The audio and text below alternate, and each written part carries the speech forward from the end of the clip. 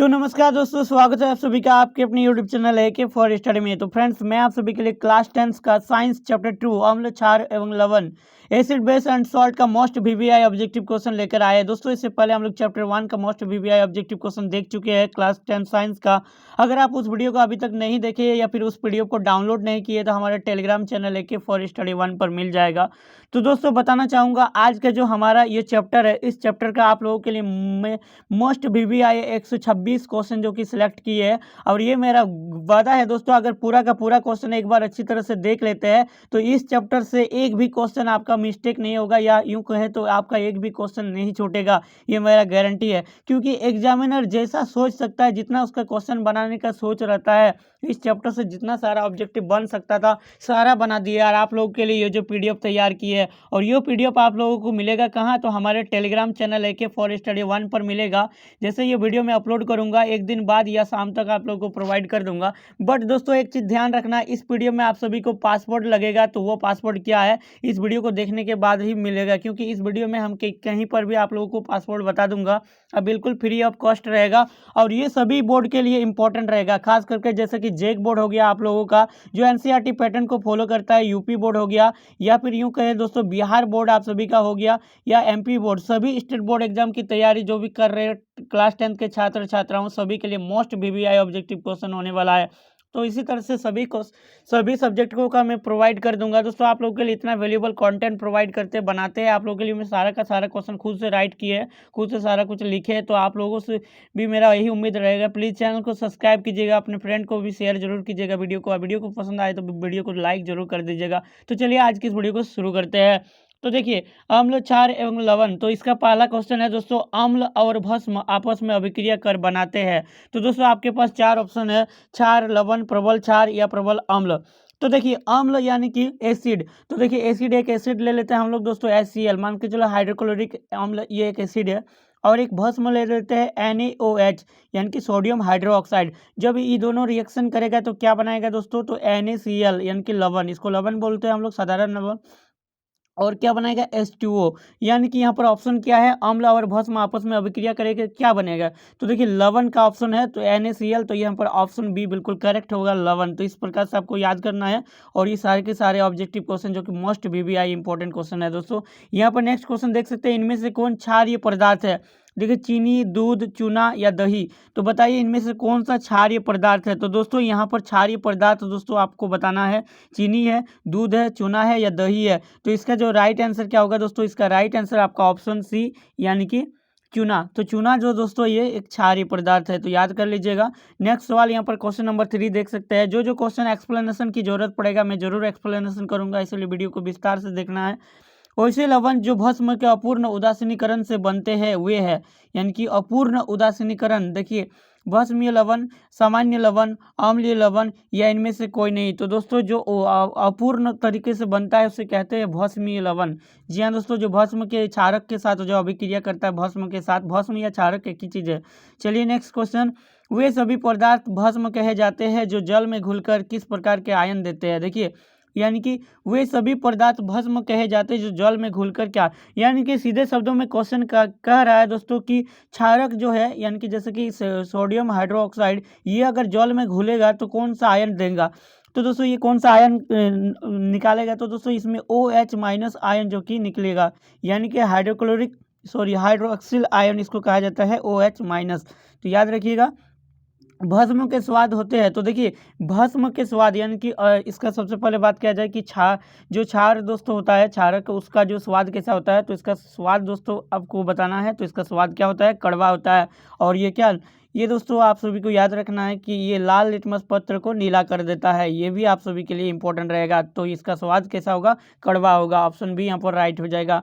चलिए नेक्स्ट यहाँ पर आप लोग को दिखाते हैं, जिस भस्म के अणु जल में पूर्ण तो आयनित होकर हाइड्रोक्साइड आयन देते हैं वे कहे जाते हैं। देखिए, दुर्बल भस्म, सामान्य भस्म, प्रबल भस्म। देखिए, जल में पूर्णतः आयनित होकर, तो जो पूर्णतः आयनित हो जाते हैं उसे कहते हैं हम लोग दोस्तों प्रबल भस्म, यानी कि बहुत ही ताकतवर भस्म होते हैं, क्षारक। तो इसे याद रखना है, ऑप्शन सी। इनमें से कौन प्रबल क्षार है, NaOH, सोडियम हाइड्रोक्साइड या मैग्नीशियम हाइड्रोक्साइड, या यहाँ पर देख सकते हो अमोनियम हाइड्रोक्साइड। तो इसका यहाँ पर प्रबल जो क्षारक है दोस्तों आप लोगों को बताना है, ये ऑप्शन बी हो जाएगा, MgOH2। तो याद रखना है ये सभी।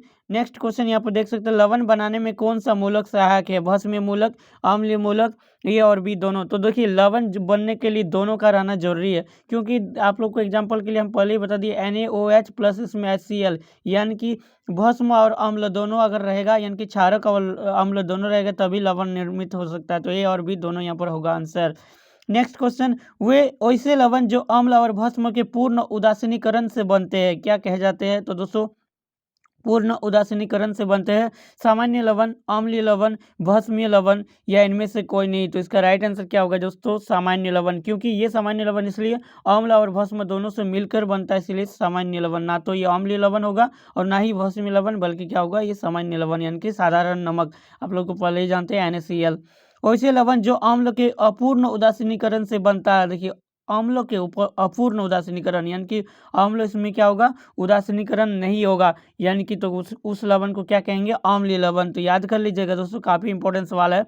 अम्ल और भस्म पदार्थ है विपरीत गुण वाले, सामान्य गुण वाले, ए और बी दोनों या फिर इनमें से कोई नहीं। तो दोस्तों ये है विपरीत गुण वाले। क्यों? क्योंकि अम्ल दोस्तों, अम्लों का गुण होता है क्या? अम्ल स्वाद में खट्टा होता है और भस्म जो है स्वाद में कड़वा होता है। अम्ल दोस्तों नीला लिटमस पत्र को लाल कर देता है और भस्म जो है दोस्तों लाल लिटमस पत्र को नीला कर देता है। तो याद रखिएगा इसका ये गुण होता है, तो एक दूसरे से भिन्न होते हैं। नेक्स्ट क्वेश्चन, निम्नलिखित में कौन अम्लीय लवण है? तो देखिए MgOHCl, NaNO3 या फिर NaSO4। तो यहाँ पर राइट आंसर कौन सा होगा दोस्तों? आपको बताना है। यहाँ पर ऑप्शन सी देखिए दिया हुआ है, सी, तो सी होगा।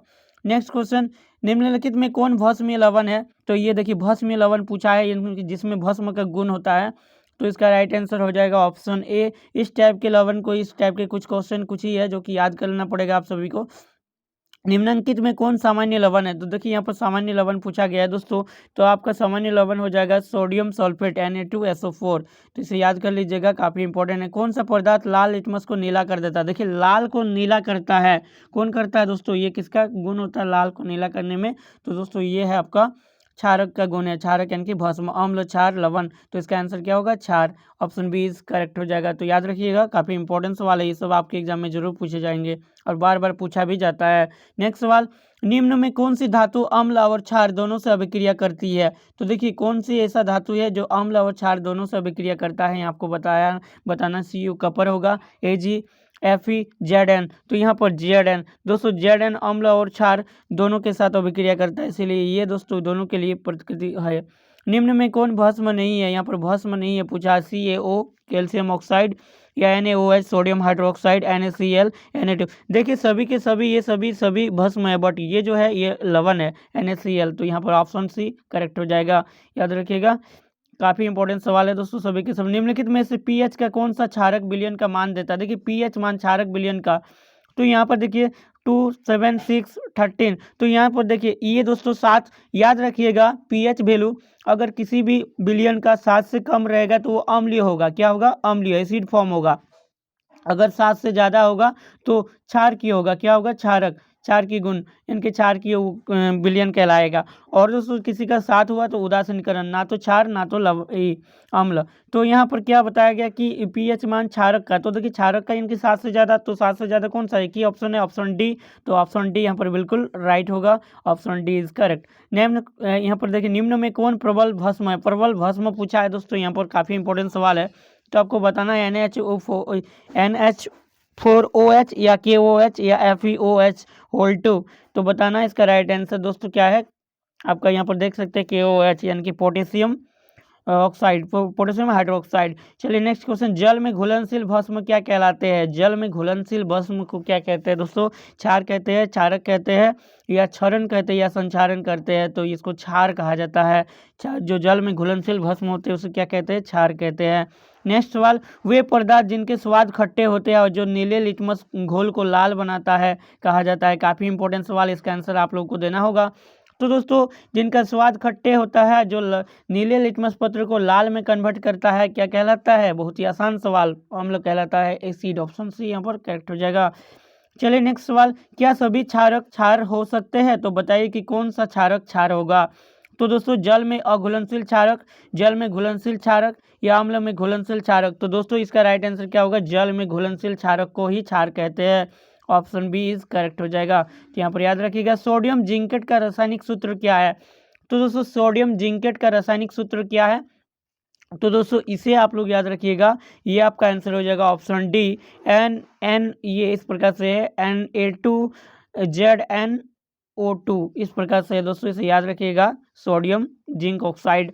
देखिए कोई विलियन अंडे के पीसे हुए कवच से अभिक्रिया कर एक गैस उत्पन्न करता है जो चूने के पानी को दूधिया कर देता है। इस विलियन में क्या है, NaCl, HCl, LiCl या KCl। तो इसका राइट आंसर क्या होगा, HCl हाइड्रोक्लोरिक अम्ल। तो याद कर लीजिएगा दांतों का क्षय कब प्रारंभ हो जाती है। दोस्तों काफ़ी इंपॉर्टेंट सवाल, काफ़ी आसान सवाल। जब मुंह के पीएच का मान 11 से अधिक हो जाता है, या जब मुंह के पीएच का मान 14 से कम हो जाता है, जब मुंह के पीएच का मान 5.5 से कम हो जाता है। तो इसका करेक्ट आंसर यही वाला होगा, 5.5 से कम हो जाने से दांत जो कि क्षय होने लगता है, झड़ने लगता है। अधिक संख्या में H+ आयन उत्पन्न करने वाले अम्ल को क्या कहते हैं, प्रबल अम्ल कहते हैं। काफ़ी इंपॉर्टेंट सवाल है, काफ़ी आसान सवाल, ऑप्शन ए यहाँ पर करेक्ट हो जाएगा। नेक्स्ट सवाल, कम संख्या में H+ आयन उत्पन्न करने वाले अम्लों को दुर्बल अम्ल कहते हैं। बिल्कुल सीधे सीधे जवाब, इसको याद रख लीजिएगा, काफ़ी इंपॉर्टेंट सवाल आपके लिए एग्जाम के लिए। दोस्तों अपच की स्थिति में उदर अत्यधिक मात्रा में अम्ल उत्पन्न करता है, जिससे उदर में दर्द एवं जलन उत्पन्न होता है। इसका उपचार किस दुर्बल क्षारक से किया जाता है, NaOH से, KOH से, MgOH2a से, ये किससे। तो देखिए अम्लीयता जब बढ़ जाएगा दोस्तों तो उसको क्षारक, प्रबल क्षारक से दूर किया जाता है, MgOH2 से हो जाएगा राइट आंसर। सोडियम हाइड्रोक्साइड का pH मान लगभग कितना होता है, 11 है, 12 है, 13 है या 14 है। तो दोस्तों इसका आंसर ऑप्शन डी 14 है। तो याद कर लीजिएगा ये सभी। जठर रस का pH मान लगभग कितना होता है, तो देखिए 1.2 है, 7 है या 14 है या 10 है। तो दोस्तों इसका राइट आंसर होता है 1.2, ऑप्शन ए यहाँ पर करेक्ट होगा। 1 बिलियन pH पेपर को लाल बना देता है। देखिए 1 बिलियन pH पेपर को लाल बना देता है, यानी कि बिलियन का pH मान क्या होगा। तो देखिए लाल कौन बनाता है, नीला लिटमस पत्र को लाल बना देता है कौन, अम्ल बनाता है। यानी कि सीधे शब्दों में घुमा फिरा के अम्लों के बारे में पूछ रहा है। तो अम्लों का pH मान 7 से कम, तो 7 से कम कौन सा होगा। तो देख सकते हैं दोस्तों यहाँ पर काफ़ी सारा इंपॉर्टेंट सवाल है, यहाँ पर ऑप्शन दिया हुआ है। तो इसका राइट आंसर जो सबसे ज़्यादा प्रबल अम्ल वही होता है 1 से लेकर 2 इसका pH वैल्यू होगा। ताजे दूध का pH 6 होता है, दही बन जाने पर इसके pH में क्या परिवर्तन होगा। तो दोस्तों दूध का pH मान 6 होता है, लेकिन दही बनने पर इसका pH मान घट जाएगा, क्योंकि वो अम्लीयता, खट्टा हो जाएगा अम्लीयता। तो देखिए pH मान क्या होगा, घटेगा। तो ऑप्शन ए यहाँ पर बिल्कुल करेक्ट होगा। चलिए नेक्स्ट सवाल यहाँ पर देख सकते हैं, निम्नलिखित में कौन विजातीय यौगिक है, चूना पत्थर, खड़िया, संगमरमर या प्लास्टर ऑफ पेरिस। तो देखिए विजातीय चीज पूछा है, विजातीय यहाँ पर जहाँ तक लगता है ऑप्शन डी बिल्कुल करेक्ट होगा, प्लास्टर ऑफ पेरिस जो कि अलग चीज है, बाकी सब सेम है। इनमें से कौन संश्लेषित सूचक है, मैथिल ऑरेंज, हल्दी, लिटमस पत्र या लाल पत्ता गोभी। तो इसका राइट आंसर क्या होगा, Maithil orange, option A is correct होगा। नेक्स्ट सवाल, लिटमस बिलियन बैंगनी रंग का रंजक होता है जो निकाला जाता है गुलाब के पौधे से, लाइकेन के पौधे से, मेहंदी के पौधे से या घास के पौधे से। तो इसका आंसर क्या होगा, लिटमस पत्र जो हो लाइकेन के पौधे से। नेक्स्ट सवाल, अम्ल वे पदार्थ है जो जल में घुलकर देते हैं। तो देखिए अम्ल जल में घुलेगा तो क्या देगा दोस्तों, H+ आयन देगा। तो याद रखिएगा hydrogen ion, H+ ion. Next सवाल, नींबू में किस प्रकार के अम्ल पाए जाते हैं। तो काफ़ी इंपॉर्टेंट सवाल हो सकते हैं आपके एग्जाम के लिए। तो दोस्तों नींबू में सिट्रिक अम्ल पाया जाता है, जो जितने भी खट्टे पदार्थ होते हैं उनमें सिट्रिक अम्ल पाया जाता है, याद रखिएगा, ऑप्शन ए यहाँ पर करेक्ट होगा। निम्न में कौन अकार्बनिक अम्ल है। तो देखिए अकार्बनिक अम्ल पूछा है दोस्तों जिसमें कार्बन नहीं होना चाहिए, यानी H2SO4, HCl, HNO3। तो यहाँ पर देखिए सभी के सभी अम्ल है, यानी कि ये सभी अकार्बनिक, इसमें कार्बन नहीं है। जहाँ तक बात किया जाए तो इनमें से सभी ऑप्शन डी बिल्कुल करेक्ट होगा। टॉर्टरिक अम्ल किस प्रकार का अम्ल है। तो दोस्तों कार्बनिक अम्ल और कार्बनिक अम्ल या ए और बी दोनों। तो दोस्तों टॉर्टरिक अम्ल कार्बनिक अम्ल है, इसमें कार्बन की अणु पाए जाते हैं। नेक्स्ट सवाल, जिस अम्ल के जलीय विलयन में पर्याप्त हाइड्रोनियम आयन H2O होते हैं वे कहलाते हैं दुर्बल अम्ल, प्रबल अम्ल। तो इसका राइट आंसर प्रबल अम्ल, यानी कि OH- आयन जिसमें ज़्यादा होगा वो क्या होगा, ज़्यादा शक्तिशाली अम्ल होगा। तो यहाँ पर राइट, इनमें से कौन दुर्बल अम्ल है, HCl, H2SO4, ऑक्जेलिक अम्ल या HNO3। तो इसका दुर्बल अम्ल होगा दोस्तों ऑक्जेलिक अम्ल। ऑक्जेलिक अम्ल किसमें पाया जाता है ये आपको कमेंट करके बताना है। तो आई होप कि आप लोग सभी जानते हैं और इसका आंसर जरूर देंगे। दोस्तों इनमें से कौन अम्लीय पदार्थ है? नारंगी का रस, धोने का सोडा, साबुन, बेकिंग सोडा। तो देखिए नारंगी का रस दोस्तों, ऑरेंज ऑरेंज जो कि है वो एक अम्लीय गुण वाले, उसमें उसका स्वाद खट्टा होता है, तो इसी में अम्ल पाया जाएगा। अब आपको कमेंट करके यह भी बताना है कि नारंगी यानी कि ऑरेंज में दोस्तों, नींबू में जो संतरा है, संतरा में कौन सा अम्ल पाया जाता है, ये कमेंट करके आपको आंसर देना है। जल में अम्ल मिलाने पर हाइड्रोजन आयन की मात्रा में क्या परिवर्तन होता है? बढ़ती है, घटती है, स्थिर रहती है? तो इसका राइट आंसर होगा बढ़ती है। नेक्स्ट सवाल दोस्तों, यहाँ पर जल में अम्ल या क्षार की विलयन चालन करते हैं? आयन का, इलेक्ट्रॉन का, विद्युत का, इनमें से कोई नहीं। तो ऑप्शन सी विद्युत का, अम्लीय और क्षार की विलयन। अम्ल या क्षारक की प्रबलता की जांच की जाती है पीएच स्केल से, लिटमस पेपर से, गंधीय सूचक से, इनमें से कोई नहीं। तो पीएच स्केल से। जी हाँ दोस्तों, आप लोगों को पहले ही बताइए कि 7 से कम होगा तो अम्लीय, जितना कम होगा उतना ज़्यादा अम्लीय, प्रबल अम्लीय होगा, और 7 से ज़्यादा क्षार की होते हैं, और 7 क्या होते हैं? उदासीन, यानी कि पीएच स्केल के माध्यम से इसको डिनोट किया जाता है। सांद्र अम्ल या क्षारक को जल के साथ मिश्रित करना किस प्रकार की अभिक्रिया है? ऊष्माशोषी, ऊष्माक्षेपी, अवक्षेपण या अपक्षेपण, उपचयन, अपचयन। तो ऑप्शन बी यहाँ पर करेक्ट है, तो ऑप्शन बी इज राइट। किसी अम्ल की धातु के साथ अभिक्रिया के फलस्वरूप कौन सी गैस बनती है? तो इसको आसानी से हम लोग समझते हैं। सबसे पहले एक अम्ल लेते हैं दोस्तों, एक अम्ल आप लोग ले लीजिए, जैसे कि कोई भी अम्ल, जैसे HCl, और इसको किसी धातु के साथ अगर हम लोग अभिक्रिया करते हैं, तो दोस्तों यहाँ पर बोल रहा है कि कौन सा धातु के साथ अभिक्रिया, मान के चलिए कौन सा धातु लेंगे, तो यहाँ पर कोई भी धातु ले लेते, Na धातु ले लिए, मान के चलिए सोडियम, तो NaCl बनेगा, और साथ में क्या, H2O। तो H2 यहाँ पर रिएक्शन को संतुलित कर दिए ताकि ये गड़बड़ ना हो जाए, तो हाइड्रोजन गैस, यानी कि सीधे शब्दों में कहा जाए तो हाइड्रोजन गैस मुक्त होगा। नाइट्रोजन गैस, कार्बन डाइऑक्साइड, ये तो होगा नहीं, हाइड्रोजन गैस बिल्कुल करेक्ट है, ऑप्शन सी इज राइट। तो इस प्रकार से आपको बनाना है। और सिरका में कौन सा अम्ल पाया जाता है? तो दोस्तों सिरका में अम्ल जो पाया जाता है वो आपका कौन सा, साइट्रिक अम्ल पाया जाता है, याद रखिएगा, ऑप्शन सी इज करेक्ट होगा यहाँ पर। सॉरी दोस्तों, सिरका, हाँ सिरका में दोस्तों यहाँ पर साइट्रिक नहीं पाया जाता है, सिरका में इसका एसिटिक अम्ल पाया जाता है। बिल्कुल आंसर इसमें करेक्ट है, आंसर गलत नहीं है, मैंने ही यहाँ पर गलत बता दिए थे। तो दोस्तों काफ़ी सारा यहाँ पर ऑब्जेक्टिव क्वेश्चन आप लोगों के लिए मेंशन किया गया है, सारा मैं यहाँ पर नहीं बता सकता हूँ क्योंकि काफ़ी ज़्यादा वीडियो लंबी हो जाएगा। तो दोस्तों उम्मीद करूँगा कि यह वीडियो आप सभी के लिए हेल्पफुल रहेगा आपके एग्जाम के लिए। अब बात करते हैं कि इस वीडियो का, सॉरी इस पीडीएफ का जो कि पासवर्ड क्या है। तो देखिए पासवर्ड ध्यान से देखिए, AK फॉर स्टडी पूरा कैपिटल में लिखना है इसको ओपन करने के लिए, AK फॉर स्टडी 143, ये इस पीडीएफ को खोलने का पासवर्ड है दोस्तों। इसको जैसे ही ओपन कीजिएगा डाउनलोड करके, तो पासवर्ड मांगेगा, वहाँ पर AK फॉर स्टडी कैपिटल में साथ में 143 लगाइएगा, देन ये ओपन हो जाएगा।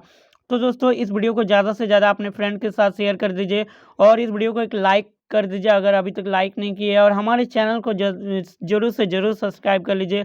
और काफ़ी सारा इंपॉर्टेंट क्वेश्चन ऑलरेडी आगे से आप लोगों के लिए प्रोवाइड करके रखे हैं, उन सारे को अभी तक नहीं देखे हैं, अगर इस चैनल पर नहीं जुड़े हैं तो जरूर से जरूर एक बार वॉच कर लीजिएगा, क्योंकि आपके एग्जाम के लिए काफ़ी इंपॉर्टेंट रहने वाला है। तो दोस्तों इस वीडियो में इतना ही, तब तक के लिए take care, bye bye and thanks for watching, और best of luck for your best for upcoming exams.